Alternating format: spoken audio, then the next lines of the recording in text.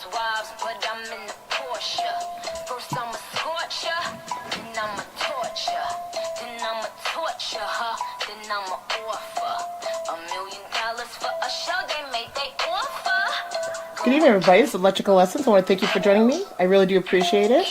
And let's do a little. This is my jam.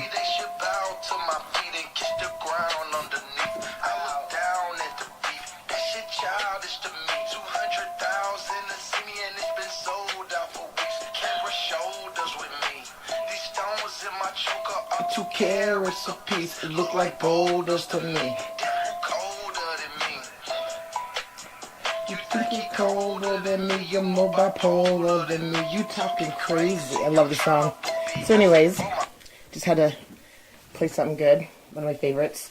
Alright, so tonight's episode, if you give me just a moment here, I'll get them back on the line. I got Lady of the Shadows, Storm Dancer, and you know, I have to come up with a good little fucked up nickname for for Bob. His name's Bob. Okay. Alright, you can take me off mute. Okay, you're off mute. Okay, so I've got the recorder going here. I'll do my little intro. Oh my god, you did not. Oh yes, I fucking did. So just real quick, and I did an episode. Well, I just got to do an episode, and I got to design the covers for that.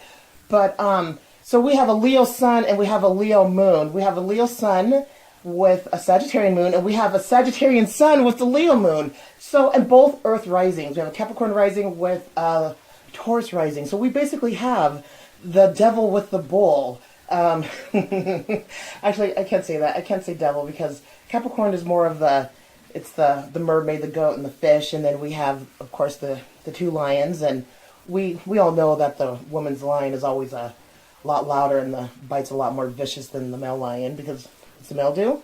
Sends the woman out to go, you know, do all the hunting and all the hard lifting and everything. So, sorry, I just had to talk a little shit.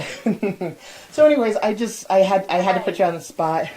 So, hey, how often does an Aquarius get a Leo sun and a Leo moon all together in a space? You are a brat. Oh, I'm more than a brat. And I'm gonna kick your astral ass. Oh my god, and I would love it too. I'm a little bit into that. What is she talking about? Hey, so you want to explain to Mr. Leo, son over there, what's going on? All right, Bob. Bob. I guess, you know, that Bob. It's Bob. It's Bob. We'll go with Bob. So, Bob. So, Bob being a Leo sun with a Sag moon. Now, one thing that I have picked up on with men that have Sagittarian moons, mind you, remember, Tim has a Sagittarian moon. Sagittarian moon with men, they seem to be a little bit more laid back than women with Sagittarian moons. Seems like women with Sagittarian moons are a little bit more fierce. I don't know if it's with that masculine sign being on that moon, but men with especially fire sign men with Sagittarian moons. I've had the pleasure of meeting an Aries with a Sag moon, and now a Leo with a Sag moon, and I have met a Sag with a Sag moon, and he was pretty cool too. But they seem to be a little bit more, I think that they're a little bit more open-minded compared to women with Sag moons. And then when you start looking in from like from the sun and moon aspect of the Leo, because the Leo is ruled by the sun, that's fifth house energy. And so, a person with the Leo sun, usually, you know, they do like to be, you know, all those fun qualities that come with being a Leo. You know, they do like being center of attention. They do like, you know, they do like being put on the pedestal and being loved upon. But there's definitely a different energy when it comes to men and women Leos. I've noticed that male Leos are a little bit more laid back and not all, you know, like fiercely in your face like a lot of female Leos. Mind you, it seems to be more of the August Leos and female Leos. You know, they're a little bit more aggressive. And I've noticed that with male Leos, they are a little bit more kind of laid back and chill, and like they know, like a lot of them, they know their strength, they know their confidence, they know their courage. You know, the female Leo, you know, she's gonna assert her fucking dominance real quick. You know, with the male Leo, they don't usually do that. They only do that usually if they have to, or if they feel the need to. Now, Leo moons. Now, my daughter is a Leo sun and Leo moon. Now, the difference between with the Leo moon, though, they like to be a little bit. They're more homebound. to where like a Leo sun might, like to be out and about and kind of experience the world out under the sun. A Leo moon is a little bit more comfortable under the moon, and the moon, that's fourth house energy. And Leo moons usually like to they like to be center of attention in their own home, and a lot of times that center of attention is not so much like that, pay attention to me, like that immature center of attention, but it's like, it's that center of attention of when I speak, you listen, when I have something to say, like that center stage, that presence. And, what? I'm just playing. Oh, I didn't hear what you said. He said he didn't do that. He didn't do what? He's being a smart ass. Oh, I said I don't do that, but I actually do. But and one thing though too, a lot of times it's different between July and August Leos as well. Now, Who's you talking about? So male Leo, okay, so a male Leo or even female Leos in the July months, they are, they're still a little bit close to that Cancer cusp there. So a lot of times they will take in that Cancer energy, and they seem to be a little bit more nurturing and a little bit more in tune with those water energies than a lot of August Leos. I have traits from Cancer and Leo. Oh yeah, well you're 0 degrees. You are the perfect blending of both. And so one thing, those like Leos that are in the August, if they're in the middle of the month of August, they stay a Leo when you're looking at it from a sidereal tropical chart. And so with, okay, so great, you are 5 degrees Leo moon, and and your Leo moon is nicely conjunct to your North Node, which is pretty cool. Your North Node at 13 degrees, and your Leo moon's in the 4th house. Now, Bob, let me see here. I'm gonna take you guys with me here because I gotta go look at Bob's chart because I don't have it memorized, and of course I only memorize charts that I usually memorize charts of those who I'm usually associated with more tightly, Hey, there's no offense. I'm not offended. Oh no, I probably will get. Hey, if you keep hanging out with my storm, I might have to like memorize it so then that way whenever I'm pulling a chart up in my head, I can aspects. But with you being a Capricorn rising, that puts Cancer in your 7th house, and so with Cancer in your 7th house means that you do come across a lot of motherly type women, don't you? Ones who a little bit, just how to explain this? Capricorns are the daddies and Cancers are the mommies. But so your 7th house of other people, your 7th house is also relationship. Your 7th house is everybody else in the world. So you do you agree with that? That you come across a lot of people that are of that Cancerian, like motherly, nurturing type? I actually seek that. Well, yeah, you should. It's your 7th house. We always seek our 7th house. Now, with you being well, here's the thing though too. Men Leos, they like a woman who can fulfill that role of a woman, like an actual, and not to stereotype like men and women gender roles, but I am a woman, and I do believe that there are certain things that just do co-align better with men and women. I think that it's okay if a woman's in her masculinity, but I don't think that women should rip the nuts off of men just to prove a point. And I do believe that it's okay for a woman to be a woman too. And I'm not talking the damsel dumbass bitch in distress, but I'm talking it's okay for a woman to be a woman and to be all those feminine things, And take care of her man. Yes, and spoil them and treat him like a king. I like that as well. Is that what you're getting at? Yes. Well, Leo is of royalty. That is royalty. That's the king of the jungle. Yes, ma'am. So yes, and I can understand that. And men Leos, they do like that. They do like having somebody that's going to be their queen. And a queen acts accordingly, right? She acts proper. She acts in the right fucking manner. Yeah, she's a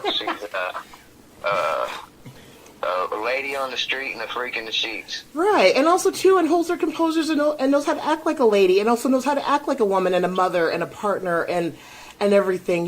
Like, I mean, a king really does look for a queen, and a king doesn't look for a queen who's going to act like a king. No, they want somebody that is going to be with all those aspects. And I respect male Leos for that. You know what? I don't know if this has anything to do with it, but I actually look for like somebody not necessarily to dominate me at all, but strong. Sometimes I need put in my place. You need something strong. You know what I mean? Yes. See, now Cancer women are strong. See, your 7th house. I like to do what I want to do any time, but I also like when it's bad, because I don't make the best choices. And when it's bad, I like somebody to be there to tell me, no, you're not doing this. You know, even though it's not telling me what to do. You know what I mean? I don't know. Well, yes. I know exactly what you mean. And, you know, a lot of that has to do with your Sagittarian moon. Because Sagittarius is a partner that is communicative. You know, because across from them is Gemini. So, of course, they're going to pull that energy in. So you having a Capricorn ascendant means you do look for a Cancerian type of woman who has those qualities, that can cook, that can clean, that can work, because that's what Cancer women do. They work hard at home and they work hard at work. Did you know that Capricorn and Cancer, I call them the money team? I do. They're the money makers. They're the mom and dad of the zodiac. You know, the Capricorn works extra hard. What month is Capricorn? Capricorn is the ending of December to beginning of January. And so I can see that your 7th house of Cancer, but then with you being a Sagittarian moon, across from Sagittarius is Gemini. So you want somebody who is dualistic in thinking, as in you want somebody who can versatilely talk about anything and be open-minded and can switch into that masculine and to that feminine role. And somebody who does have a strength about their mind, and somebody that is communicative, that is going to talk to you and not get too overly emotional about shit when you're talking, because it's communication. And then your Leo sun sits across from Aquarius. So you want somebody who is Aquarian in a sense to where they're humanitarian and that they do like networking and they do like being able to be a service to not only themselves but others, and that can really, you know, pick up the slack of where Leo is lacking. Am I on point there? Yeah. Yeah. I mean, I definitely hate it when there's no communication, and I can't stand when I'm trying to tell somebody something, especially about my feelings, and instead of listening, they get upset. Yeah. Oh god, that shit pisses me the fuck off too. I cannot fucking stand that, and I'm like, dude, I'm really just sitting here trying to talk to you. I'm really pouring out my feelings here, and you're over here taking 2 words out of the whole paragraph that I just said and running with it, you know? Oh god, I bitch about that all the time. We know nothing about that, do we, Melanie? What? We know nothing about that, do we, Mystic Nat? Well, see, I like to listen fully. I usually get emotional about shit that I feel that I have the need to get emotional about. I have no business getting emotional about somebody else's shit. Let them be emotional. Let them be in their feelings. I don't need to pull their feelings into mine and make them my own. Right. So I totally, yes. And see, that's the thing. See, that's what I love about fire signs is like, one thing about fire signs is they know. They know it. They're very strong and stern in their fire. They know what they want. And they don't pussyfoot around about it. And you are too. Oh, I'm an Aquarius, but I've got a moon in the 1st house, so I got to. Who's the fire sign? I told him. You two are. You guys are both. Yeah. You guys are both double fires on an Earth.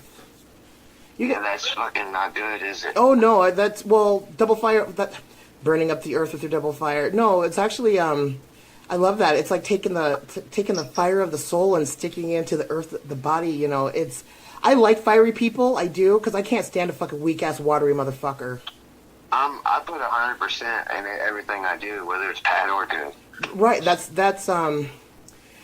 your Capricorn. Well, that's your Capricorn rising. You know, that's your. I call it being passionate.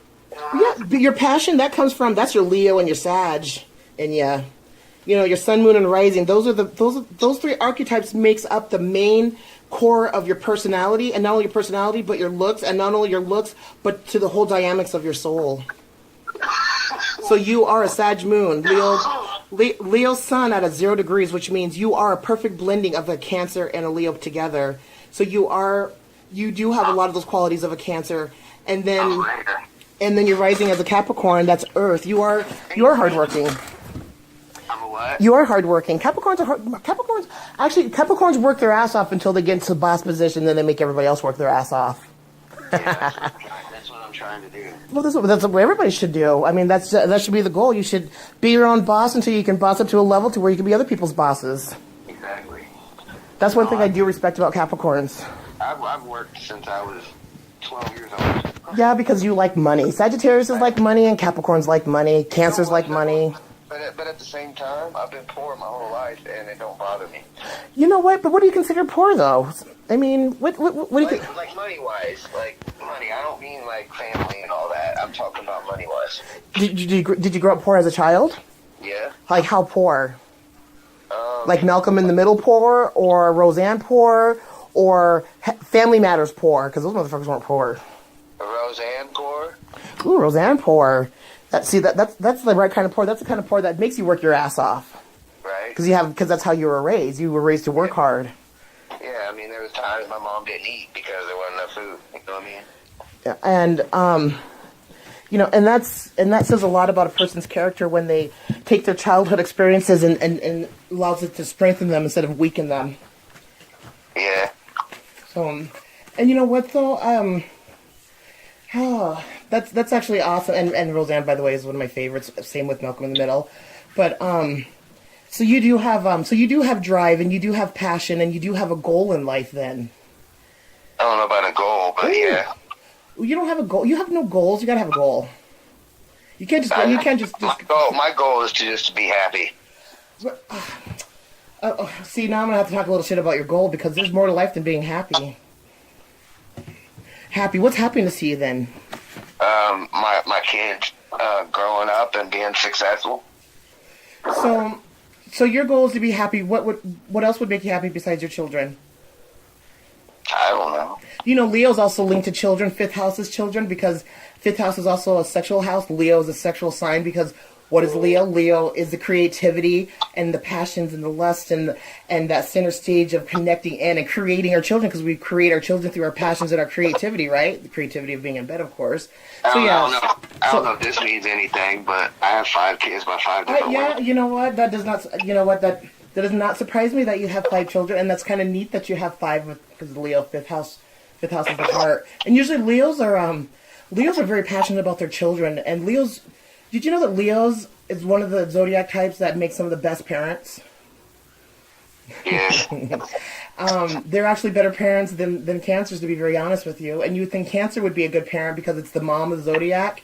No, Leos, Tauruses, and Scorpios make some of the Scorpio women. I don't know. I can't really go there too much with men, because I don't know a lot of Scorpio men, like in relationship to his parenting. But like, they are some of the best parents. And the top two zodiac signs in a relationship that are the perfect zodiac parents is Aquarius and Leo, because the Leo will teach a child to love itself and to have heart and have strength. And the Aquarius will teach a child to not only be independent and also not to rely on everybody, to rely on itself, and to also be able to be there for the collective, and to also be a humanitarian, and to know the balance of who they are against everybody else. I always try to make my kids feel good about themselves. Yes, and that's what I love about Leos, is they're cubs. You know, what does a lion do? It strengthens their cubs so their cubs can be kings and queens. Yeah. So you have 5 children. How many boys? 2 boys and 3 girls. Okay, that's good. So who's the oldest? A boy or a girl? A girl. She's in college. Wait, you got a kid in college? How old were you when you started having babies? When you were like 10? 19. I'm 38. Oh. She's 18. That's making me feel really old now. 18, 16, 15, 10, and 20 months. Well, let's just hope you don't become a grandpa for another, 10 years, right? Yeah, I'm hoping. Yeah, me too. My daughter's a pretty good girl, though, but she's got a 21-year-old boyfriend that I'm worried about. So I have to ask, how tall are you? I'm 5'9". Oh, you're a little bit on the shorter side. I'm actually average, if you look it up. Well, you know what? I have looked it up, and average is... I would say average is a little bit taller than that. Well, last time I looked, it said 5'8" was average. What? From what? Yeah. According to what? So a bunch of fucking Italians and midgets and some leprechauns? No, according to the world, I think. Oh, according to the world. Well, I think it's everybody in the world, not just the U.S. Oh, well, God, that's really fucking short. Yeah. That's really fucking... My dad's only 5'3", so I love to talk shit about short people. What? Why'd you ask how tall I was? I always like to ask how tall people are. Kind of gives me an idea of eye level, so I would have to look down at you and... Okay, for the adult non-Hispanic white male, it's 5 feet 9.8 There you inches. go, 5'9". Oh my god, that's tiny. Yes. On average. That's tiny. That's really tiny. How tall are you? I'm 5'10". You're an Amazonian woman, that's all. Well, yeah, I wish I was a little bit taller. Wish I was taller. No. I've dated chicks taller than me. Real, see, and I love that, a man that doesn't have a height complex. My sister's I don't 6'2" know. and dates short. Her husband's like 5'5". Now, she wouldn't wear heels, and it wasn't because of my request. She just said that she didn't want, you know what I mean? She didn't want me to feel bad, so she would never wear them. I told her I didn't care, but she didn't wear them anyways. But See, I would rock them. I do wear heels, and I don't know. That's it don't really bother cool. me. I mean, I have some short guy friends that prefer not to date taller women, but and I know a lot of tall women who don't mind dating shorter guys. Me, I do prefer. To be honest with you, the taller the sexier. Like, I like them at least 6'3" to like 6'10", 6'11". Jesus Christ. I do not date anything that is my height or shorter, because I've dated shorter guys, and the last one, nope. You about broken? Oh, you know what though? Shorter guys, no, they can be little psychos with that whole Napoleon complex. When a motherfucker is half your size and can fucking work you like a sack of potatoes, I'm good.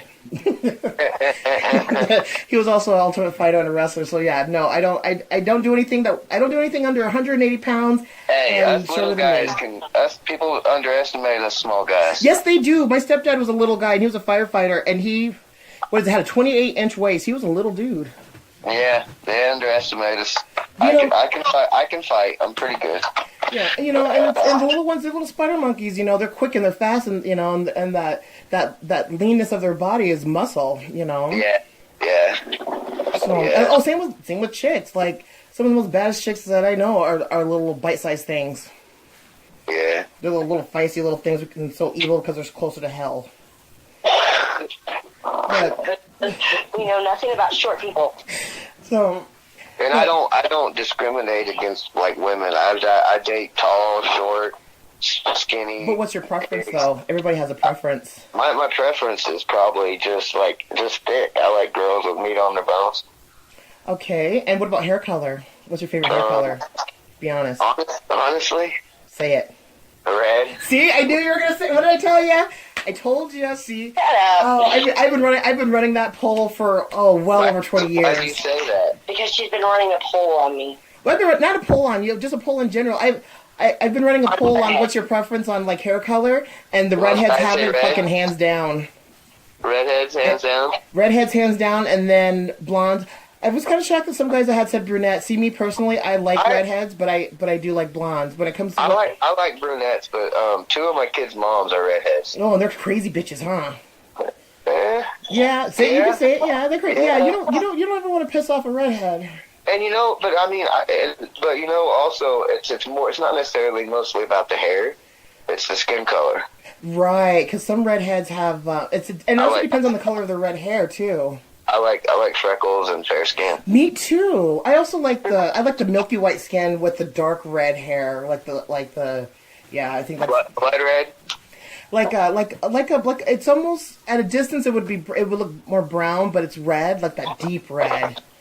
But I don't know why. I mean, even the girls that I date that are blonde, I still they're fair skinned and freckles. See, and I dig freckles now to a certain point. Like, and it just depends because but I do dig freckles, and I like blondes, but I'm very very picky about blondes. Blondes, it can't be your average looking blonde. It has to be a very exotic blonde. It has to be exotic looking. Yeah. Not your door next girl blonde. Those not your average little fucking like a very Anna Nicole is a very exotic looking blonde. Charlize Theron is very exotic. I used to have a And crush on her. who, Anna Nicole Smith? Yes. Oh yeah, she's fucking love her. And redheads, okay, Laura Prepon, and it broke my heart when she went blonde, but I don't dig I like the black hair now. And Lindsay Lohan, that broke my heart when she went blonde. Yes. And it broke my heart when Nicole Kidman went blonde. Nicole Kidman, that was my bitch for years when she went blonde. Nicole had beautiful hair. Oh, she did. And she's all tall. Like, okay, Nicole Kidman, like, that body type on a redhead is my favorite. Like, the tall, lean, you know, Yeah. real small boobs and, you know, hips. Yeah. She was sexy. Now Yeah, she she blinks, her was. forehead will rip. Yeah.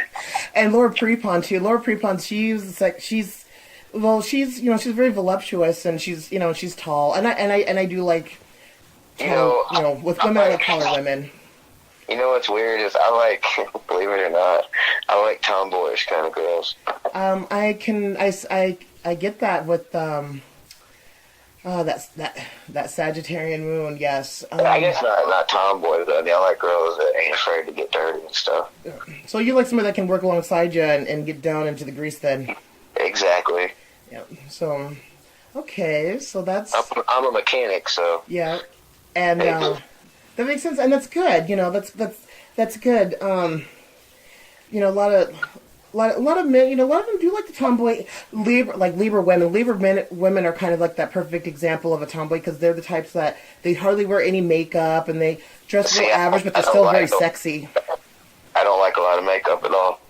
See, and I don't either. I mean, I love makeup, and I can RuPaul it out myself, but naturally, I like somebody who is more naturally looking. I think that's why I like redheads, because a lot of them can't pull off the makeup because of their skin and everything. They do look more better natural. So. Oh. Oh, okay, shoe size. Okay, what's your shoe size? 5, I'm sorry. It depends on the shoe, but a 9. Okay. I would say average. Okay, so, all right. I just had to ask because, you know, well, my dad, like I said, my dad's only 5'3", but he wears like a size 10, 10 and a half. He's got some big feet for being a little. My dad's a redhead too, a little leprechaun guy. All right. So in a woman's shoe, you would be a size 11 in women's shoes. Why are you seeing what size shoe I'd wear in women's shoes? Maybe I might go pick out a little pretty outfit for you. I'm not wearing women's shoes. No, I was kidding there, but no, I was just kind of, I just had to ask. And what color is your hair? My hair is, it's really dark brown, almost black. What color's your eyes? They change colors. Are they hazel or are they green? They change from dark chocolate brown to hazel to green to tan, all of them, but mostly brown. Golden. Okay, so you have kind of hazily. Okay, just kind of trying to get. I have no idea what you look like, so I'm just kind of piecing together a mental picture. So, all right. Well, okay. And what's your favorite car? What is your dream fucking car? My dream car? Yes. A 1970 Monte Carlo SS 454. What color? Blue. What's the interior color? No, I'm sorry. Brown. What shade of brown though? Like a shit brown or a tan brown? Chocolate. And the interior? Black. A black interior. Okay, with a chocolate brown. My dream car is a black '79 Grand Prix. White interior with the T-tops, with the shift kit. I do want with the motor, you know, half out the engine, half out the hood, and with slickers. That's my dream car. Yeah. I like a lot of cars though, but that would probably be the one that's my dream car. Yeah. A chocolate brown with black interior. Well, I don't know if it's chocolate, but it's an original color that year. They had a dark brown that they put out. That just sounds like a chocolate. Okay, that's pretty bad. Okay, all right, Storm. What's your dream car? One that runs. Well, no, seriously, come on now. One that gets me from point A to point B. See, she does that shit. Beats around the bush. You can't never get just a straight answer out of her. I know it's fun. And that kills me. I hate it. Oh, I do. I you know, she's just being sarcastic. But she always does that. Oh, but seriously, what's your dream car? I honestly don't. A horse. Okay, I thought, let's see, Grand... I don't have a dream car. I'm trying to think. It was just like, oh my god. Jeep Grand Cherokee, is it you that used to like Jeep Grand Cherokees?